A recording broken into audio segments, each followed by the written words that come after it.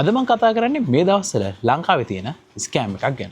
මේ ළඟකදී මගේ යාළුවෙක්ට එයාගේ යාළුවෙක්ගෙන් මැසේජ් එකක් ඇවිල්ලා තියෙනවා සල්ලි හදිස්සිය එයාට ලක්ෂයක මුදලක් එයාගේ account එකට දාන්න කියලා. ඉතින් WhatsApp වලින් තමයි මේ මැසේජ් එක ඇවිල්ලා තියෙන්නේ. ඉතින් මගේ යාළුවා එයාගේ යාළුවට ඒ වෙලාවේ කෝල් එක ගන්න try කරලා තියෙනවා. ඒ වුණාට ඒ කෝල් එක ගන්න බැරි වෙලා තියෙනවා. ඊට පස්සේ මගේ යාළුවා කළා තියෙන්නේ මැසේජ් එක දාලා තියෙන මොකද්ද ප්‍රශ්නේ කියලා වැඩි විස්තර අහන්න.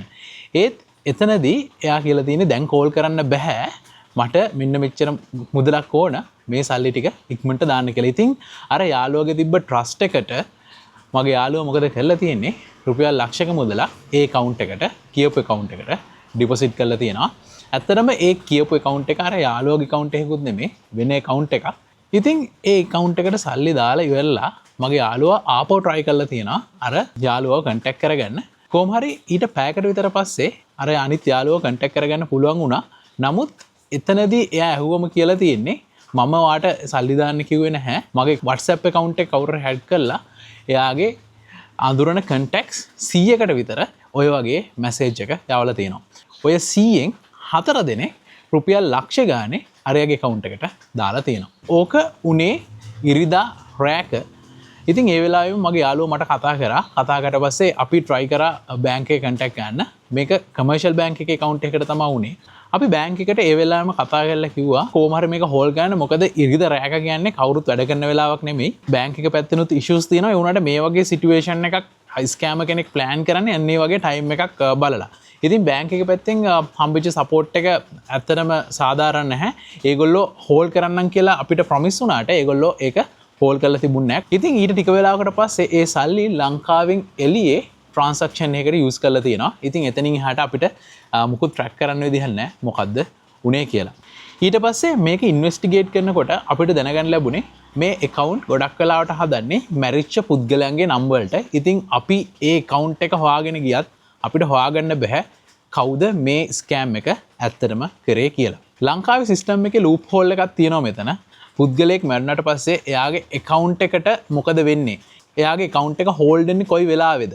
ඔන්න ඔය දේවල් ගැන ලංකාව මීට වඩා හොයන්න ඕන. මොකද ඕක ලංකාවේ government system එකත් එක්ක sync කරා නම් මේ වගේ issues වෙන්නේ නැහැ. ඕගොල්ලොත් මේ වගේ එකක් experience කරලා තියෙනවා නම් ඒත් එක්කම මේක ගැන වැඩි විස්තර දන්නව නම් පහළ comment section එකේ දාගෙන යන්න. ඒක තව කෙනෙක්ට උදව්වක් වෙයි මේ වගේ scam එකකින් බේරලා ඉන්න.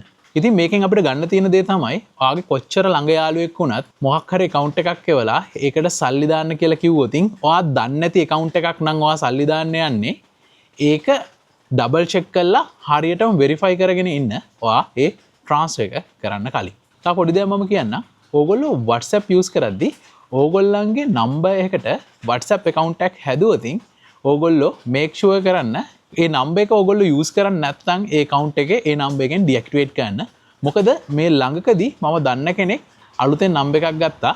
ඒ නම්බර් එක අරගෙන WhatsApp account එකක් අපි හදපු ගමන් පරණ WhatsApp account එකට connect වුණා. එතකොට එතනින් එයාගේ තියෙන contacts එයාට එන message ඔක්කොම අපේ account එකට එන්න ගත්තා. ඉතින් අපි ඒක deactivate කරලා දැම්මා. ඉතින් මේක වැරදි පුද්ගලයෙක් අතර ගියා නම් ඒකෙන් වෙන්න පුළුවන් දේවල් ගොඩක් තියෙනවා. ඒකෙන් ඔයා විතරක් නෙමෙයි ඔයාගේ යාළුවොත් අපහසුතාවයට පත් වෙනවා. මොකද අර වගේ යාළුවෝ 100කට විතර මැසේජ් එක ගිහලා 4 දෙනෙක්ම ලක්ෂ ගානේ දැම්මා කියන්නේ තමන් කරපු වරදක් නිසා යාළුවොත් ඒකෙන් අන්තිමට අමාරුවේ වැටෙනවා. ඒත් එක්කම ඕගොල්ලෝ SIM එකක් ගනිද්දී පුළුවන් තරම් අලුත් SIM එකක් ගන්න try කරන්න. ඒ කියන්නේ use කරපු number එකක් නැතුව අලුතෙන් number එකක් ගන්න try කරන්න. මොකද අපි දන්නේ නැහැ use කරපු number එක මොන වගේ දේවල් වලට කලින් use කරලා තියෙනවද? ඒකේ මොන වගේ accounts හදලා තියෙනවද? ඒ accounts වලින් සමහර accounts වලින් ban කරලා තියෙන්න පුළුවන් ඒ numbers. ඒක නිසා අනිවාර්යෙන්ම SIM එකක් ගනිද්දී අලුත් number එකක් ගන්න try කරන්න.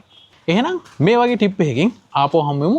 අදට මං ගෙල්ලෙන්නම් විසඩ් වලින් මම තාරුක.